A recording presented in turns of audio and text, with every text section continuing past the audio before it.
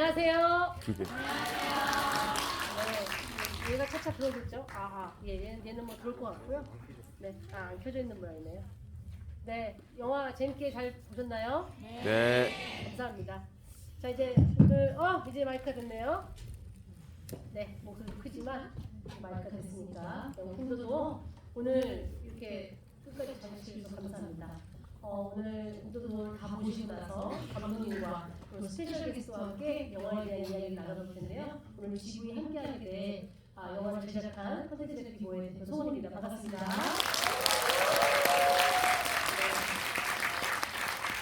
자, 그럼 이제 주인공 두 분 모셔볼까요?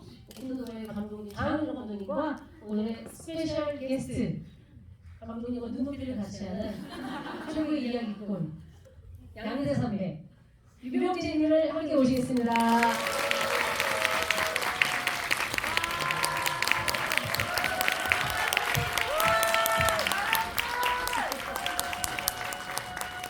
네, 잘생겼다는 환호가 나오고 있는데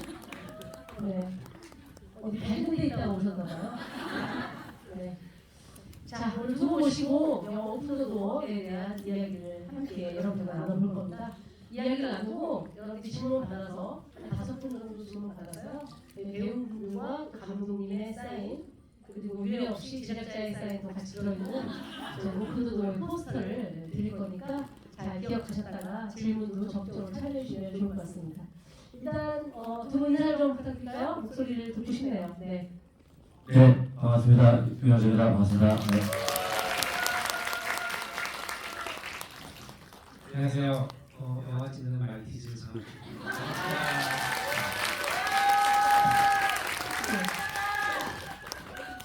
되게 부러워요. 저도 방송 30년 했지만 캐릭터가 없이 하다 보니까 말티즈 하나에 이렇게 빵빵 터지니까 얼마나 좋아요. 원래 말티즈는 이렇게 좋아하는 견종은 아니었는데, 네 말티즈가 되네요. 네, 알겠습니다. 오늘 이제 유병진님이 또 이렇게 영화를 보시고 함께 해주셨는데 네. 영화를 어떻게 보셨는지. 저는 이게 좀 약간 울리나요? 마이크 쓰세요. 네, 저는 솔직히 말씀드리면 이제 미리 보내주셔서 네네. 극장에서보다 더 먼저 이제 스크리너 버전으로 봤는데 네. 너무 재밌게 봐서 요새 그렇대요. 저도 그렇지만은 30초 이상을 다들 못 본대요. 뭐 쇼폼이든 맞아요. 영화든 드라마든. 근데 집에서 보니까 사실 이제 극장처럼 어떤 강제력이 아닌 환경이었음에도 불구하고 이야기 자체가 너무 흡입력이 있고 해서 끝까지 이제 때려치 않고 봤습니다. 네, 그래서 제가 사실은 이제 오기 전에 영화 어떻게 봤냐 혹시라도 네가 개인적인 감상이 조금 엇나가는 부분이 있더라도 최대한 좋은 것만 제 기억을 꺼내서 지구를 풍성하게 꾸려줘야 한다 경제야 라고 했더니 네. 정말 재밌게 봤다고 얘기하더라고요. 네, 제가 또 이런 자리 되게 좋아하는 게 제 영화 굉장히 또 많이 하고 광인데 이거 좀 표현할 기회가 별로 없어요. 그래서 이런 지구 자리에서는 좀 약간 오늘 중간중간 좀 잘난 척도 좀 하고 있는 좀 표현을 좀 해보겠습니다. 네네, 알겠습니다. 우선 감독님께서 이 영화를 인터뷰를 보고 오신 분들도 계시겠지만 이 영화를 소재로 삼아야겠다고 생각하셨던 포인트가 있었을 것 같아요. 실험을 받아보면서. 5, 6년 전에 저희 이제 제 지인 감독, 작가도 감독하고 그 친구랑 술을 먹으면서 사건에 대해서 얘기를 하다가 이 이야기의 모티브가 된 실제 얘기를 하는 거예요. 진짜 그런 사건이 있었냐? 그래서 이제 전에 오래전에 미국에서 실제 교민사회에서 벌어졌던 일인데 그 당시에 이 사건은 우리나라에는 별로 안 알려졌지만 미국에서는 아주 엄청난 방송사에서 다큐멘터리로 막 만들어지고 신문에 대서특필될 정도로 아주 엄청나게 유명한 사건이었다는 거예요. 그리고 만들어. 그랬더니 제가 취향은 아니에요. 뭐 이랬던 것 같아요. 그럼 내가 만들게. 글쎄요? 뭐 이제 그게 시작이었던 것 같아요. 그게 시작이었고 머릿속에 넣고 있다가 이거를 좀 얘기를 조금 그대로 하는 것보다는 이야기에 내가 이 소재를 통해서 무슨 얘기를 할 것인가를 좀 생각하면서 하다 보니까 오늘날에 이렇게 된 것 같습니다. 예. 네, 사실은 이 영화가 이제 실화를 모티브로 했다는 것이 조금 이제 많은 분들이 알고 계시는 부분일 텐데 혹시 명재 씨도 그걸 좀 알고 보셨어요? 네, 저는 실화 모티베이터라는 정보만 듣고 일부러 실화를 찾아보진 않았어요. 좀 더 재밌게 보려고 좀 오픈도어를 즐겼고 전 보면서 계속 이런 포인트입니다. 그러니까 시드니 루멧 감독의 악마가 너의 죽음을 알기 전에라는 작품이 많이 떠올랐어요. 너무 역겹네요. 아니 손님한테 역겹다고요. 아니 손님한테 어렵게 맞췄어요. 제대로 들은 게 맞는 거죠? 이렇게 다 네. 아니 역겹다니. 어떤 이 현대사회 맞아하세요, 어떤 맞아하세요. 현대사회의 어떤 이 한 가족의 비극사를 다룬 방법이 너무 좀 약간 돋보였었던 부분이었던 것 같습니다. 감독님은 어떤 부분이 역겨우셨어요? 이렇게 잘난 척을 예고를 하고 이게 좀 후반부에 올 거라고 생각했거든요. 시작부터 나온다는 것은 상당히 뭔가 조금 뭐가 거북하다. 네. 이렇게 말씀드리겠습니다. 뭐 다른 영화 지구에 많이 가보신 분도 계시지만 모더레이터가 이런 이제 그 게스트 얘기를 듣고서 아 맞아요라고 덧붙여서 얘기를 했는데 저는 생전 처음 들어봤어요. 뭐야? 누가 시드니 누구요? 시드니 루멧 감독의 그 악마가 너의 죽음을 알기 전에라는 건데 그것도 한 가족의 진짜 비극적인 이야기를 다룬. 감독님도 그 영화 보셨어요? 알고는 있지만 너무나 엉뚱하게 저는 못 봤습니다. 아, 이런 안 보시길 잘했어요. 네. 봤으면 저 장주머니에서 나온 게 아니다라고 오해를 받을 수도 있었는데 그랬다는 게 이제 증명이 됐으니까 가족의 끔찍한 비극을 다뤘다는 점에서 또 말씀하신 영화가 상당히 떠올랐고 보시면서 네. 어떤 부분에서 가장 오싹하셨어요? 제일 오싹했었던 장면을 얘기하자면은 그 이제 캐서린 이제 혜진 씨가 보는 그 커튼 여기서 스포 얘기도 상관없잖아요. 다 보셨으니까. 커튼에서 이제 잠깐 뭔가 생각하고서 뭔가 이제 생각이 바뀌는 그 부분 있잖아요. 그 부분이 되게 대사도 없고 그냥 좀 정적인 장면일 수 있는데 이제 뭐 저렇게 되는 거 아니야 하면서 약간 우리는 미래를 알고 있으니까 그 부분이 제일 오싹하고 소름 돋았었던 것 같아요. 챕터 3에서의 그 캐서린과 문석의 대화 가운데 네. 전화를 끊고 난 다음에 캐서린이 모두가 또 바뀌잖아요. 네. 그 부분을 얘기하는 것 같아요. 그 부분은 뭐 대본에 시나리오에 나와 있지만 온전히 배우가 해줘야 되는 부분이거든요. 그 표정이나 뭐 연기를 해줘야 되는데 김수진 배우가 너무 잘 해줘가지고 네.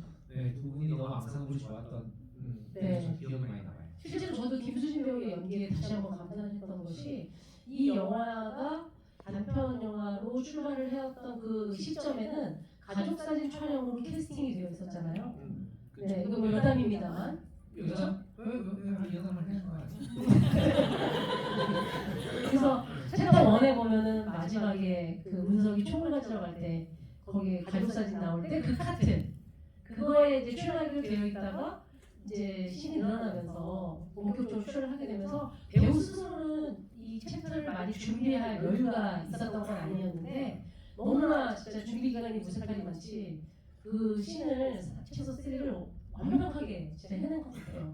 네, 그 씬이 힘들었던 거는 이제 한호흡으로 쭉 가야 되고 이제 안 끊고 가야 되기 때문에 마지막에는 틀림없이 처음부터 다시 찍어야 되는 거예요.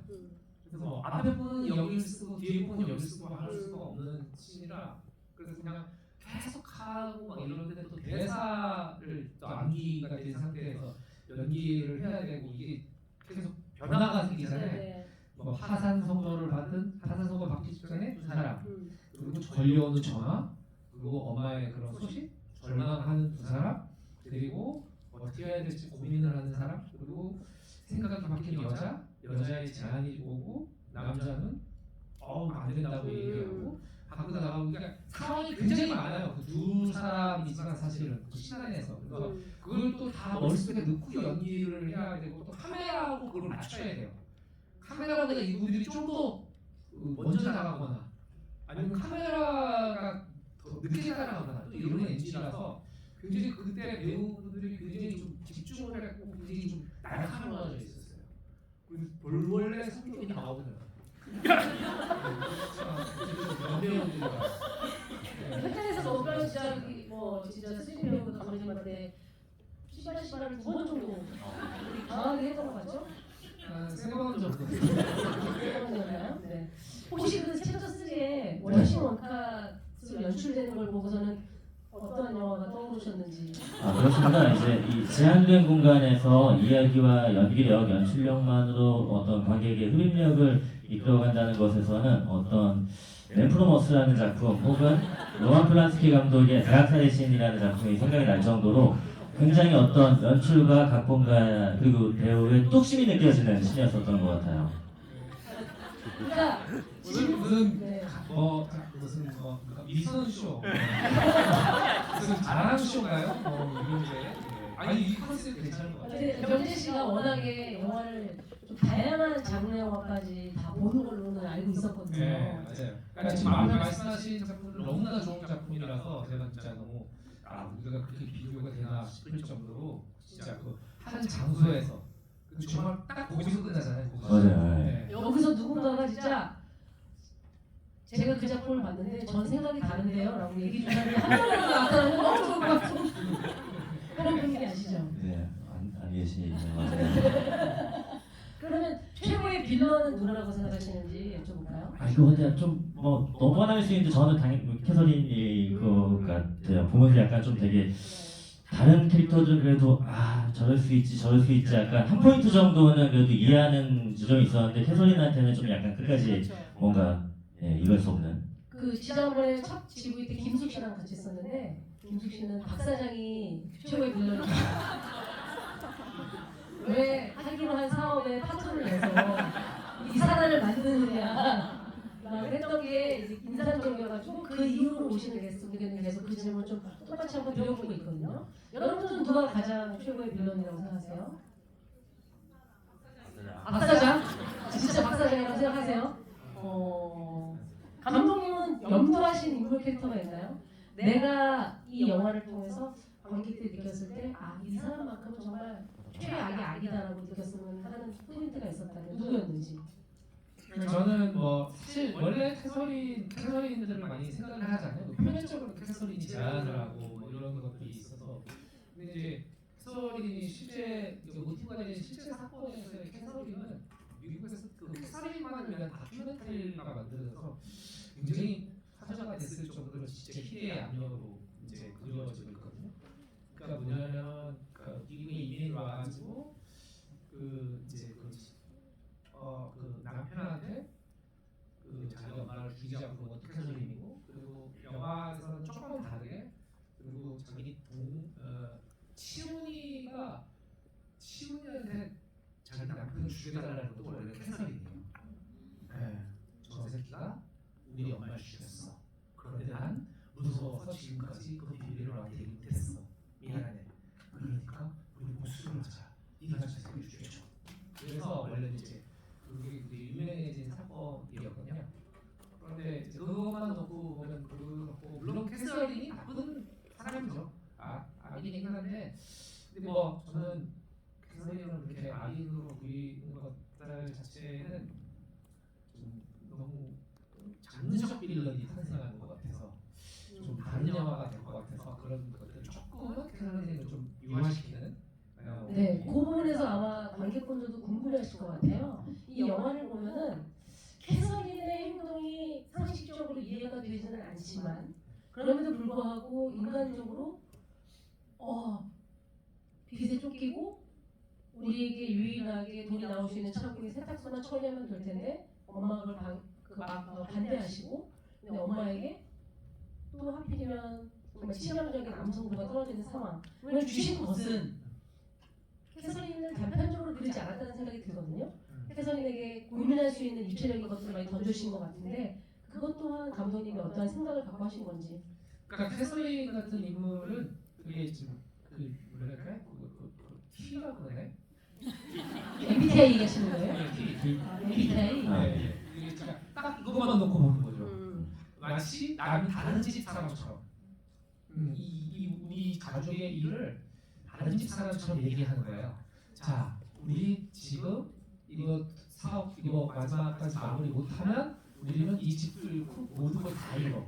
우리가 길바닥에 나앉아야 돼. 그런데 엄마가 세탁소를 주면 이걸 위기를 넘어갈 수 있는데 엄마가 안 줘. 그런데 엄마가 안 흘렸어. 게다가 말기암이라서 우리는 그걸 치료할 돈도 없어. 엄마가 지켜주면 딱 좋은데 엄마는 안 받아들일 거야. 그러면 늦기 전에 엄마를 편하게 해주자. 이제 이런 얘기를 하잖아요. 그런데 사실 우리 일반적인 우리 사회에서 제 느끼는 친척 중에 이런 사람이 꼭 한 명은 있어요. 모두를 위해서 한 명이 희생하자. 그리고 실제로 우리 아버지 세대들, 엄마 세대들은 그렇게 살아오기도 했고, 네. 너만 고생하면, 너만 조금 참으면, 정도의 차이만 좀 있을 네, 거지. 너만 희생하면, 뭐 이런 것도 냉정하게 생각해야 돼. 네, 이럴 때일수록 냉정하게 생각해야 돼. 우리가 다 이런 다 죽는다고 이런 어른들이 집안마다 꼭 한 명씩 있어요. 네. 그런 정도의 빌런을 하기로 했던 거죠. 그래야 문석도 더 흔들리지. 그게 좀 납득이 될 수 있고. 네. 요즘 저희는 이제 표정만 봐도 관객분들 중에 누가 티신지 알 수 있을 것 같은데 되게 많이들 불쾌하고 계시는 게 티가 다른 건 아닌데 사실. 네. 좀 전에 그 이야기에. 네. 아니 근데 그러면 병재 씨는 저는 이 영화를 보면서 사실은 감독님이 진짜 날카롭다라고 느꼈던 부분이 바로 그런 거였거든요. 단순한 인물 구조가 아니라 자꾸 이렇게 뭔가 입체적으로 인물의 캐릭터를 심어줌으로 인해서 우리는 더 복잡한 생각을 할 수밖에 없게 하는. 병재 씨도 그런 비슷한 생각을 혹시 하셨나요? 캐서린 같은 생각. 네. 캐서린, 내가 캐서린이라면 어떻게 할 것인가? 내가 문석이라면 어떻게 할 것인가? 근데 이거야말로 제가 아까 말씀하셨던 위선인 것 같은데 사실 그 영화의 그 장면을 보면서 아까 제가 뭐 커튼씬을 얘기하면서 소름 돋았었던 거는 나도 그 상상을 이미 머릿속에 그려왔던 거잖아요. 근데 그거를 입 밖으로 꺼내기는 사실 어려울 것 같고 그리고 진짜 그런 생각을 갖고 있어도 여기서 그렇다고 얘기하기가 많은 분들이 또 전화기 된다. 맞지? 전화기고. 그럼요. 누가 그랬어? 전화기지. 전화기 베리 발명한 거 아니야? 휴대폰으로 찍고 있는데. 그럼 병재 씨는 집에 이제 누나들이 많잖아요. 네, 제가 알기로는 혹시 이런 돈 때문에 누나들하고 막 큰 싸움이 날 뻔했다던가 이런 일들이 혹시 있었는지. 요 단계까지 만약에 가려면은 저는 사실 뭐 일반하기는 어렵겠지만 가족 안에서 어떤 돈 문제로 이렇게 다툼이 나려면은 좀 비슷비슷한 수준이면은 될 텐데 저희 집 같은 경우는 제가 압도적으로 저에게 의지를 많이 하고 있어서 이 정도까지는 아니고 그냥 좀 약간 개인적으로 좀 감정 상하고 좀 서운한 적은 몇 번 있었던 것 같아요. 저도 이제 누나 두 분 있고 어렸을 때부터 그렇게 막 부잣집은 아니었는데 근데 또 그때는 시대가 이제 또 남아선도 사람도 있고 하니까 조금 가난한 집이었지만 그래도 좀 비교적 나름 귀하게 자랐는데 그 마음의 빚을 이제 그런 마음으로 이제 지금 갖고 있는데 솔직히 얘기하면 다 갚았거든요 이미 충분히 이제 총액을 따져도 이미 이상해 하는데 그러다 보니까 저도 가끔 이제 제가 뭐 SNS나 어떤 콘텐츠에서 가족과 관련된 뭐 돈 관련된 이런 농담을 하는데 그게 그야말로 이제 반농반진이에요. 약간 조금 서운할 때가 있기는 하죠. 예전에도 지금 많이 컸지만 그 조카가 한 3살, 4살 막 이랬을 때 아무튼 10천만 원만 주세요 막 이런 거를 이제 3살짜리가요? 네. 문자로? 네. 문자로요? 처음에는 저도 막 너무 재밌다 이거 어느 사람들 얼마나 재밌어 하실까 했는데 지금 애가 12살이 됐는데도 7천만 원 주세요 막 이렇게 얘기를 계속 하고 있어서 약간 그것도 좀 서운하긴 합니다. 진짜 오랜만에 들어보는 어떤 무뚝뚝한 어린이의 네. 근데 그 전에 이제 그 권일영 교수님하고 이제 지구이가 또 있었죠 저희가. 프로파일러 하시는 권일영 교수님하고 얘기를 했을 때는 이제 권일영 교수님은 그런 얘기를 했어요. 왜 가족들과 되게 많은가 그게 그런 얘기들을 좀 하고 있었는데 권일영 교수님이 얘기하실 때 살인의 종류 중에 가장 많은 것이 친족 간의 살인이다. 베니타 사고도 그렇다고. 그러니까 그뭐 묻지마 살인, 뭐 강도에 의한 살인, 뭐 어떤 빚에 의한 뭐 이런 것들이 아니고 모두가 끈끈하게 얽혀 있기도 하지만 애증이 있고 그리고 아까 얘기했던 그런 친척들 너만 희생하면 돼. 나는 언제까지 희생해야 돼. 저번에 사람이 안 보였잖아. 그러니까 운명 공동체라는 것들이 때로는 상당히 위험할 수도 있는 그런 생각들을 좀 하게 되더라고요. 그럼 감독님께서는 이 영화를 보고 나가는 관객들이 어떠한 걸 느끼셨으면 하는 마음이 있으셨는지. 저는 좀 우리가 노인 가족 그리고 우리가 가진 탐욕, 선택, 우리가 가진 것들에 대해서 선택에 좀 생각을 좀 했으면 좋겠다는 생각을 했어요. 우리가 이렇게 살면서 수많은 문을 열고 닫고 나가잖아요.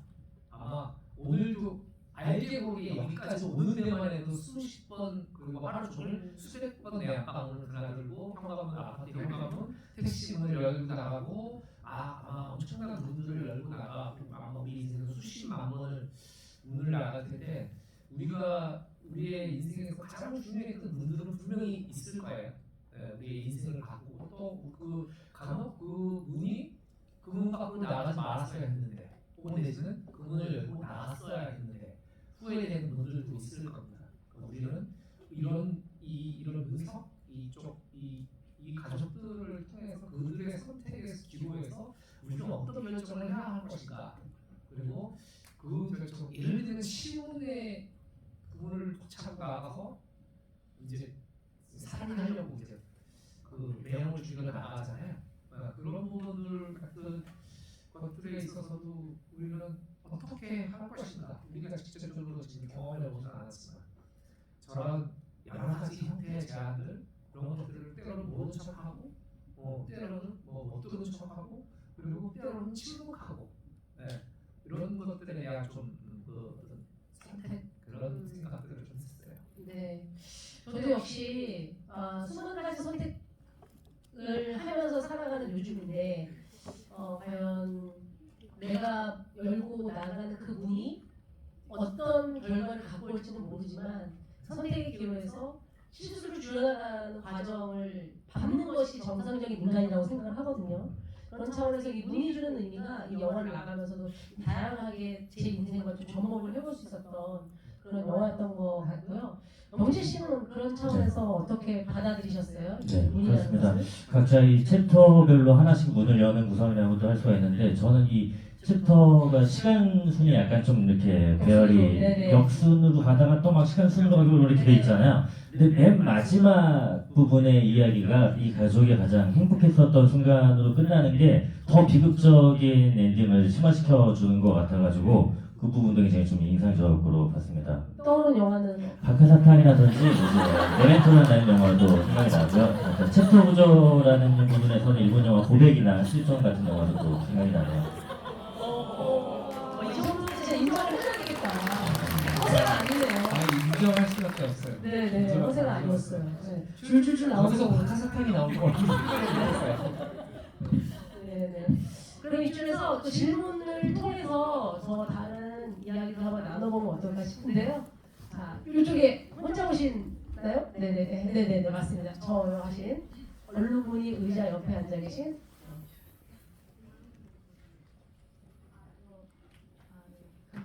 질문의 기회를 주셔서 감사합니다. 일단 제가 영화를 맨 처음 보고 처음 느낀 느낌은 캐서린이 연기를 정말 잘하는 것 같아요. 왜냐면 그 영화 내내 짜증을 내는데 너무 보는데 짜증이 막 나더라고요. 연기를 정말 잘하신다. 네네. 받아야 정도 그런 느낌이 들었고 제가 궁금한 거는 저는 장항준 감독님 영화를 몇 개 많이 관심 있게 보는 관객 중에 하나인데요. 그 기억의 밤이라는 영화가 좀 되게 많이 생각이 났어요. 그러니까 장르적인 유사성 때문에 그런 것도 있을 거고 시간이 어떤 역순으로 진행되는 것도 있을 거고 근데 물론 이 두 영화는 완전히 다른 영화일 테지만 이 두 영화가 어떻게 질적으로 다른 영화인지 감독님의 설명을 들어보고 싶었습니다.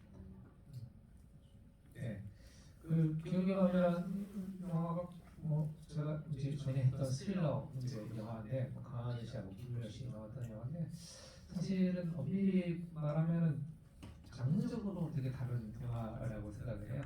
기억의 밤은 상업 영화에 있어서 진짜 미스테리 스릴러라는 장르를 그대로 촬영하고 있거든요. 이 집에 뭔가 비밀이 있는데 자꾸 이상한 일이 생기고 그리고 날 압박하는 누군가가 있는데 그 실체는 상황들을 점점 가는데 내 가족들이 아니고 이런 상황들을 하면서 그럼 이 사람들은 누구인가, 난 어디서 왔는가, 그리고 왜 나는 이 역에 오게 됐는가를 이제 밝히는 작품인데 사실은 이 작품 같은 경우에는 그런 건 아니었잖아요. 그러니까 이게 다르게 기억해 보면 쉽게 말하면 이제 우리는 모르지만 어머니는 누구인가, 이 집안의 비극을 만들었던 원류의 그 최초의 일어나는 누구인가라는 걸 찾아가는 이야기라면 이거는 누가 죽였는지 알고 시작하는 이야기예요. 그 이건 왜가 더 중요한 얘기고, 기억해 보면 누구인가, 거기 누군가의 당연히 그 외도 어느 정도 포함되어 있겠지만, 그러면서 제가 그 두 영화를 대화하는 방식하고 이야기를 풀어가는 서사는 굉장히 좀 많이 달랐던 것 같아요. 예. 그리고 이제 도둑 기억에만 더 많이 들었어요. 축하드립니다. 좋은 말씀 감사드립니다. 저기 모자 쓰신 네네. 안녕하세요. 사실 10월 25일 날 개봉일 GV 때 꼭 여쭤보고 싶었는데 여쭤보지 못해가지고 다시 와서 여쭤보는 건데요. 궁금했던 점은 그 토미가 일하는 햄버거 가게가 그 버거킹인지 그게 너무 궁금해요. 뒤에 포터에 와퍼라고 되어 있어가지고 그게 꼭 한번 물어보고 싶었다면서 그게 지금 그게 지금까지 궁금하셨어요? 개봉 날부터 지금까지요? 햄버거를 좋아하시는 우리 분께서 물어주셨는데 버거킹 버거킹 맛있죠? 이 문제에 대해서 버거킹 맛있죠? 햄버거가 나오는 영화가 또 있나요? 네. 햄버거 나왔나요? 네, 혹시 생각하신 영화가 있다면? 맥도날드 창립자 이야기를 다룬 이제 파운더라는 영화.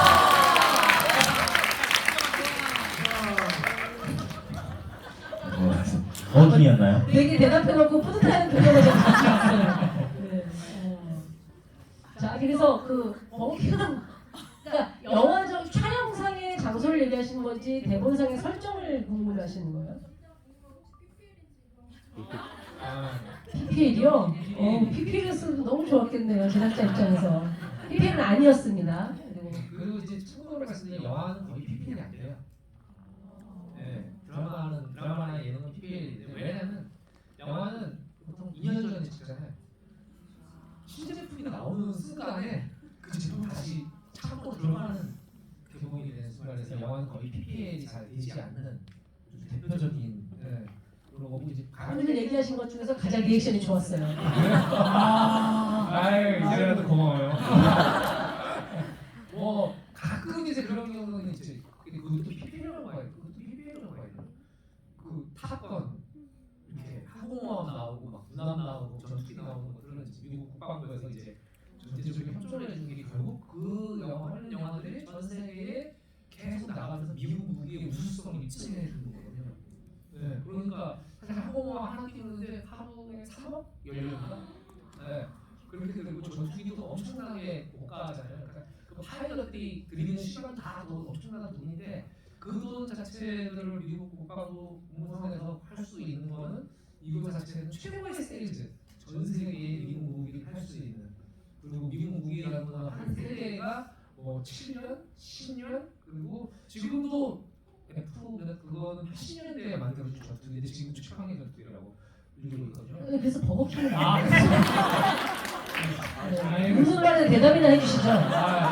이렇게 좀 병자가 지식을 과시하니까 나도 질서야. 약간 아니다. 제가 전혀 이런 생각을 한 적이 없는데 게스트가 나와가지고 야마를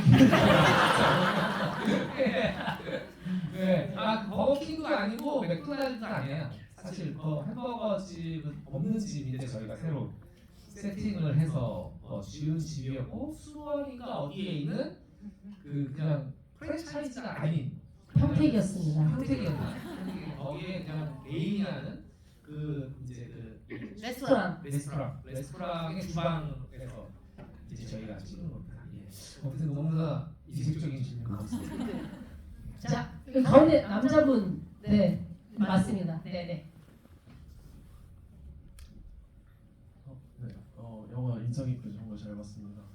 일단 질문 두 가지 정도 드리고 싶으신데, 챕터 1이랑 마지막 챕터 5에서 치윤과 문석의 두 명을 비추는 이 장면들이 약간 반전의 분위기를 통해서 약간 수미상관을 의도하신 것 같은데 혹시 맞는지, 그리고 그리고 챕터 1 치윤과 문석 사이에 닫힌 문, 그리고 챕터 5에서 치윤과 문석이 문을 나간 후에 열린 문을 이렇게 비추면서 끝나는 엔딩 장면을 이렇게 좀 더 둘 사이의 관계성을 나타냈다고 생각을 하는데 이것도 의도하신 게 맞는지 질문드리고 싶습니다.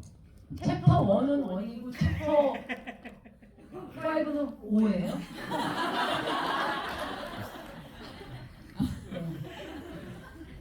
아니 근데 진짜 어느 신문사에서 오셨어요? 네, 너무나 이렇게 좀 영화를 진짜 잘 봐주셔서 의도를 좀 잘 파악하신 질문이 아닌가 싶은데 그래서 사실 이 영화는 문석하고 시우에서 시작해서 문석하고 시우일 거예요. 네. 정확히 보신 것 같은데 이 둘의 관계에서 다른 가족들의 이야기가 시작되고 그리고 그들은 어떻게 이 좋은 시절 그리고 그 시절은 어떻게 시작되었는가를 하는데 처음에 이제 이렇게 문이 닫혀 있고 치우님이 가서 집을 두드리고 마지막 컷에서도 닫혀 있는 문을 확 여는 순간에 열린 이후에 보여지지 않는 이유에 대해서는 정말 뭔가 폐쇄되어 있고 하는 순간에 이제 마지막 순간에 문을 확 열고 나가게 되는 이제 이야기가 시작합니다. 이들은 어떻게 여기까지 오게 되었을까요? 라는 의미였고 챕터 5에서 마지막에 이제 문이 열리고 둘이 한참 얘기하다가 둘 다 밖으로 나가잖아요.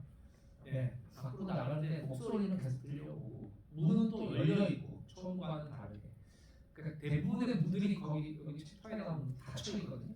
근데 마지막 챕터가 문이 열려 있는 거는 왜 그러냐면 이제 좀 나름대로 역설적으로 저 문만큼은 정말 활짝 열려 있고 우리 저 밖에 공기나 햇빛을 볼 수도 있고 느낄 수도 있고 저 소리들도 그 둘의 대화를 들을 수도 있지만 저 바깥으로 우리는 갈 수 없다 이제.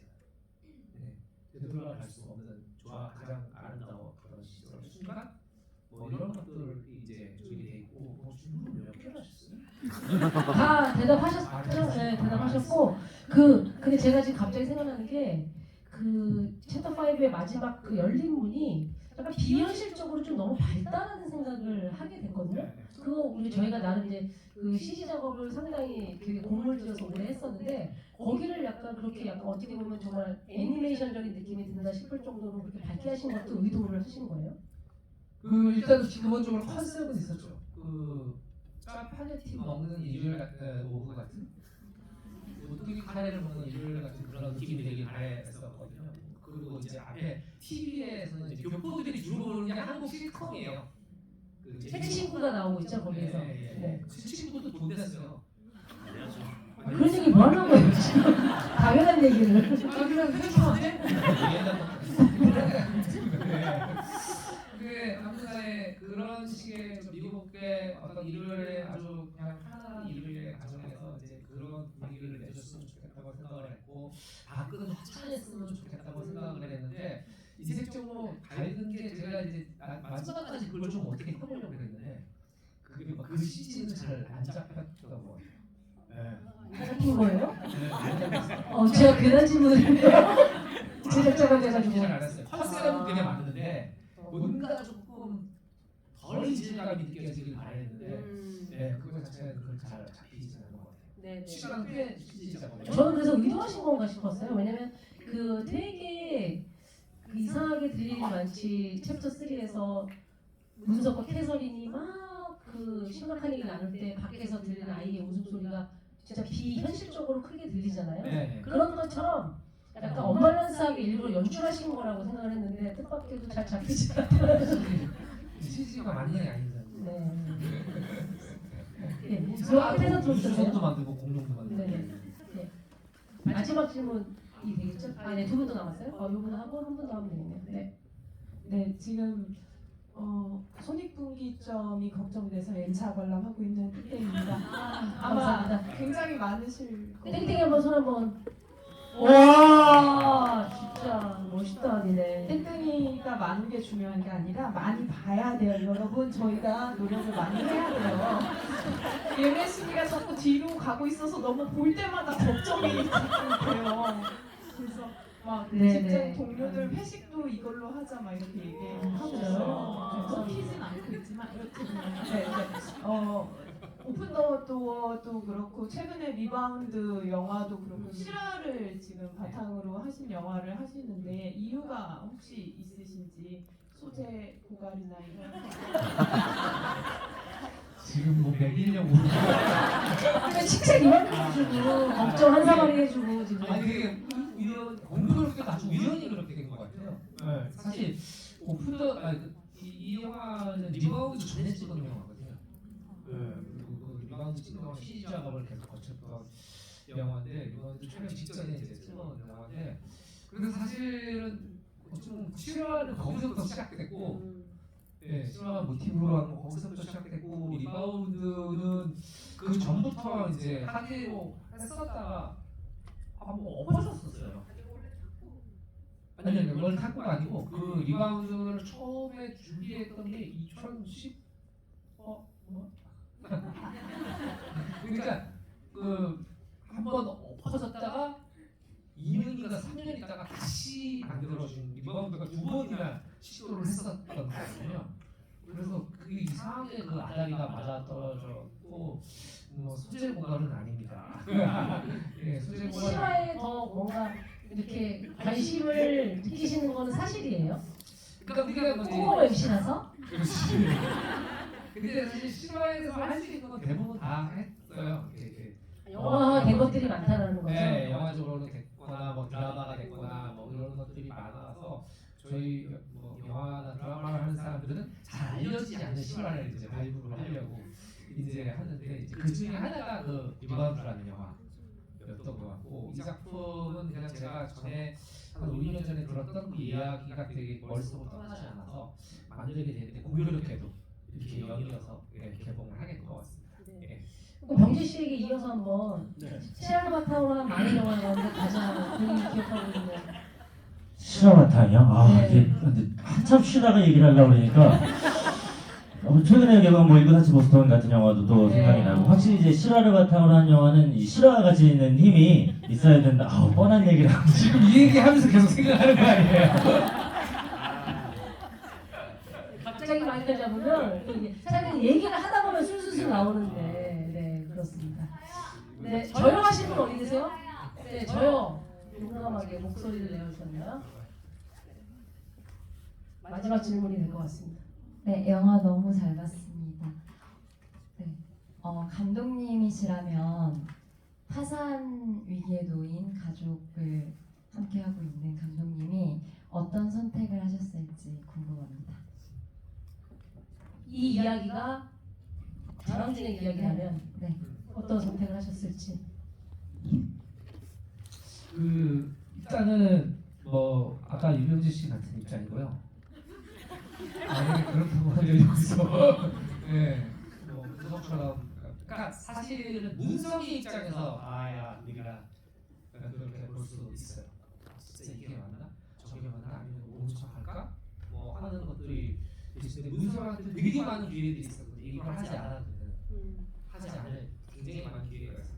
와이프가 같이 나가서 거기 가자고 했을 때 안 된다고 잡던지 아니면 그 문을 열고 나가지 말았던지. 네. 그리고 그 이후에 이제 그 범행 현장에서 근처에까지 차를 몰고 오잖아요. 세탁소 근처까지 차를 몰고 와서 그 차에서 그냥 울고 안 내렸으면 되는 거거든요. 그리고 차문을 열지 않았다면. 그렇죠. 그리고 막 걸어가서 그 세탁소 문을 열고 들어가지 않았으면 되는 거거든요. 그리고 또 그 안에서 자기 장모가 강도를 당하는 걸 사실 무슨 쏠려다 못 쏘잖아요. 그걸 다시 쏘려고 하는데 강도가 들어와서 강도가 쏘는 거잖아요. 그때 개입을 해서 들어가요. 그리고 또 그 방아쇠를 강도를 향해 네. 옮겼다면. 네. 그리고 또 마지막에 뛰쳐 죽어가는 걸 보고 뛰쳐나가려고 하는데 거기서 앰뷸런스를 불렀다. 많은 생각들을 하게 하는 것 같아요. 근데 저도 사실은 굉장히 고민을 많이 했을 것 같아요. 왜냐면 이게 지금 여기 결혼식에 좀 신경을 많이 썼거든요. 아주 작은 차이도 결정하게 되는 거거든요. 문석의 입장에서. 네, 그렇게 생각을 많이 했는데 저는 그냥 공면을 선택할 것 같아요. 만약에 공면 같이 멸망을 당하는. 만약에 그걸 그렇게 돼서 공면을 한다면 공면을 선택할 것 같아요. 그렇게 공면을 하면 다시 일어날 수 있거든요. 네, 그렇게 공면을 하면 다시 일어날 수 있어요. 왜냐 우리가 막 이렇게 옛날 다큐멘터리 이런 거 보면 막 기업인들이 그때 크게 말려가지고 자살하려고 했어요. 그런데 지금은 되게 묘비예요. 이런 얘기를 하니까 잘 나가면 괜찮아요. 내가 가치를 가지고 망하고 가치를 가지고 주저하는 게 괜찮은데 그렇게 되지 않고 그것들은 어떤 도덕적 가치나 개인적인 욕망에 의해서 그것들을 하는 순간에 그 수단이 목적을 넘어서는 순간에는 결코 행복해질 수가 획득하더라도 행복해질 수가 없다는 생각에서 저는 그렇게 하지 않았을 것 같아요. 이명재 씨는 말을 그렇게 하신 거고요. 저는 진심으로 이명재 씨는 병진 씨가 만약에 결혼을 했어요. 결혼했어요. 근데 진짜 어떻게 하다 보니까 너무 사랑해서 만났지만 알고 봤더니 희대에 악녀인 거예요. 제 상대방이요? 네, 와이프가 그런 사람하고밖에 결혼할 수 없는. 지금 만약이잖아요. 몰랐는데. 몰랐는데 생각 너무 악독한 거예요. 병재 씨 카드 갖다가 팡팡 쓰고 막 병재 씨 신용불량자 만들기 일본 직전까지 그렇게 사치를 누리다가 병재 씨한테 어떤 범죄를 제안했어요. 네. 와이프가 어떤 선택을 하실 건지. 그리고 그거는 아무도 모른다. 네, 아무도 모른다. 우리가 한 범죄는 아무도 모른다. 그리고 우리가 이 범죄를 하지 않더라도 저 사람의 결과는 같을 것이다. 네. 사실 죄송하지만 아까 드렸던 말씀을 또 한 번 드려야 될 것 같은데 제가 설사 그렇게 생각하는데 여기서 그러면 저 엄마 죽일 것 같은데요라고. 물론 당연히 그렇지도 않지만은 그런 사람 있을지 모르겠네요. 일단은 아닐 것 같습니다. 경범죄 정도면 모르겠는데. 병재 씨하고 친한 양세형이가 결혼했는데 와이프를 잘못 만났어요. 양세형이가. 근데 이 모든 상황을 알게 됐어. 어제 술 네네. 먹고 고백을 했어요. 네네. 내 와이프가 지금 우리 네. 엄마를 죽이자고 한다 장모님. 네네. 그랬을 때 병재 씨가 세영이 씨한테 뭐라고 조언을 하실 건지. 바로 유튜브 봤죠. 라이브 틀어가지고 이제 콘텐츠를 이용해서. 그런 상상 잘 안 하고 사는 것 같아서 약간 밝은 상상하려고 해서. 우리 같은 상식을 갖고 있는 사람들 선에서는 정말 이게 정말 헛웃음이 나는 이야기일 수밖에 없는 거라는 생각이 드네요. 근데 네. 이제 또 그런 게 있잖아요. 이렇게 우리가 진짜 장르적 상업영화 장르적 스릴러를 보면 우리가 그걸 고구마라 그러나? 그래. 저 사람 그냥 모처럼 뛰어. 너라도 살아야지. 막 그런 것들이 있잖아요. 물론 상당히 다른 경우긴 한데. 그래서 제가 댓글보다 깜짝깜짝 놀라요. 이거를 만약 조금만 더 깊이 생각하면 고구마라고 얘기할 수 없는데. 네. 만약에 그걸 못해서 어떻게 됐다면 이런 것들을 빨리 너부터 살아 이런 얘기들 그런 것들을 그러니까 우리가 너무 이렇게 진짜 이야기를 깊이 생각해보지 않는 게 아닌가? 네. 네. 자 이제 슬슬 이제 마무리를 해야 될 것 같은데. 네. 10분 정도 안에 10분 정도 더 해요? 그러면 포스터는 없는데 질문은 계속 받아볼까요? 네, 이 앞에 여기. 네. 저번에 보고서 너무 궁금해가지고 실화를 좀 다시 한번 찾아봤었거든요. 근데 감독님이 아까 말씀하신 것처럼 그 누나의 가스라이팅에 의해서 동생이 결국 매형을 살해를 하는데, 근데 저희 영화상에서는 살해 의도는 있었지만 사실 살해하지는 않았잖아요. 근데 이런 상황은 저희만 알고 있는 거기는 하지만 그 챕터 1에서 문이 만약에 오픈 더 도어가 됐다면 그러면은 여기에서도 살인이 일어났었을지 그 감독님의 의견이 궁금합니다. 실제 사건이 있고 만약에 그 부분조차도 영화로 옮길 수 있었다면 감독님은 어떻게 하셨을지에 대한 두 가지 질문이라고 이해를 하겠습니다. 네. 실제는 아시다시피 처남이 내용을 주기 전에 실제 사건은 그렇다고 해요. 네, 지금도 교도소에 있는데 근데 저는 만약에 저한테 그 뒤에 얘기를 더 찍어라 그러면 저는 문을 열고 나가기 이후의 상황을 찍을 것 같아요. 네. 그래서 그 문을 열고 나가서 내용은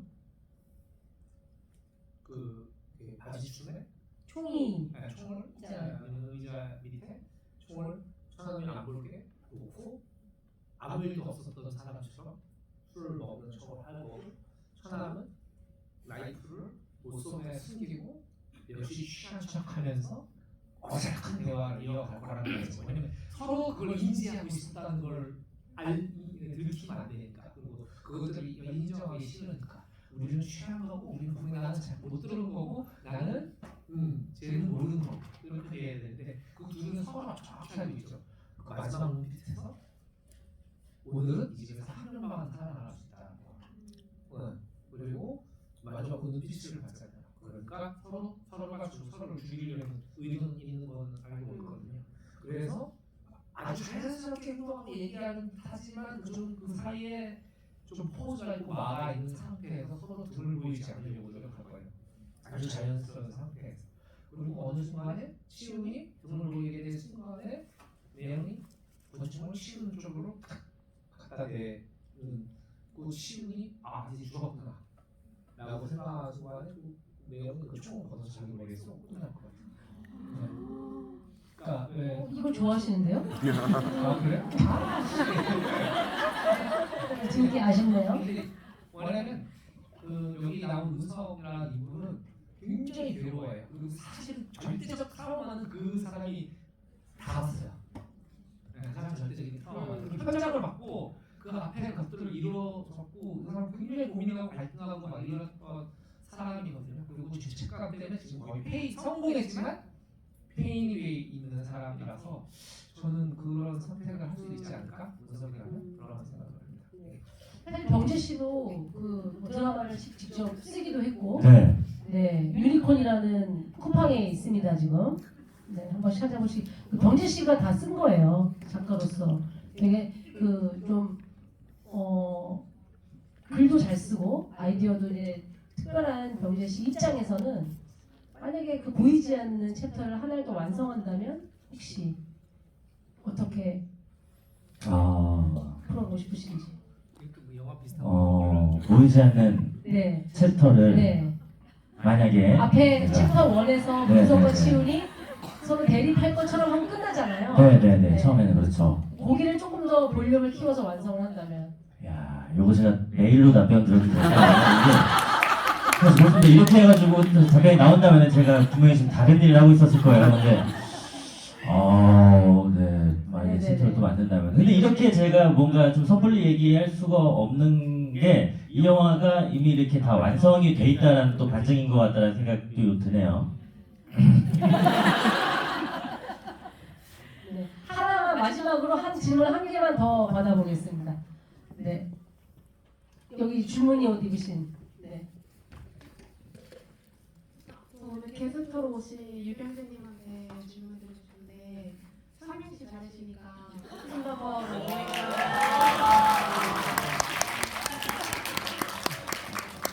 바로 가겠습니다. 바로 가겠습니다. 자, 하나, 둘, 셋.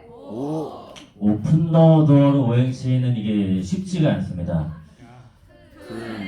푼이 문제인데 이게 푼이 진짜 쉽지가 않아요. 더 문제는 길다는 거지. 이게 오행시는 사실 웃기가 쉽지 않아요.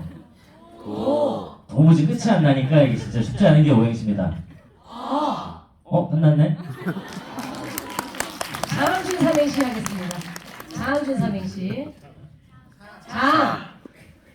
장지인 보고 있나? 항준이는 준비됐다네.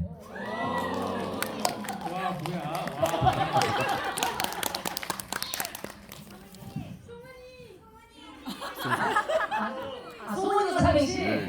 난 나 시키는 줄 알고. 자, 송은이 삼행시입니다.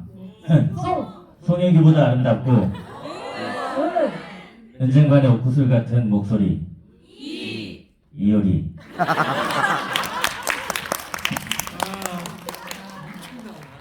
네, 엄청난 순발력이죠. 네. 자, 마무리가 이렇게 또 특별하게 또 오행시로 마무리를 해야 될 것 같은데요. 네, 오픈도어 오늘 이렇게 끝까지 자리를 지켜주시는 것도 너무 감사하고 나가시면서 또 후기 또 잘 올려주시는 것도 다시 한 번 더 부탁을 드리겠습니다.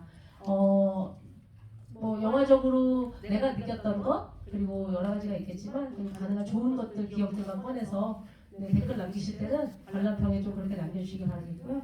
저희 영화는 CGV 전용이라서 단독 개봉이라서 CGV에서만 볼 수가 있습니다. N차 관람하시면 그 오늘 이벤트가 발표가 됐나요? 네네, 오늘까지 끝났고 알겠습니다. 오픈도도 관심 갖고 이렇게 또 찾아주셔서 감사하고 밖에 날씨가 상당히 춥습니다. 잘 따뜻하게 연미고 돌아가시기 바라겠고요. 오늘 나와주신 유병진님에게 다시 한번 박수 주시고요. 감사합니다. 다음 감독님과 저도 인사드리겠습니다. 감사합니다.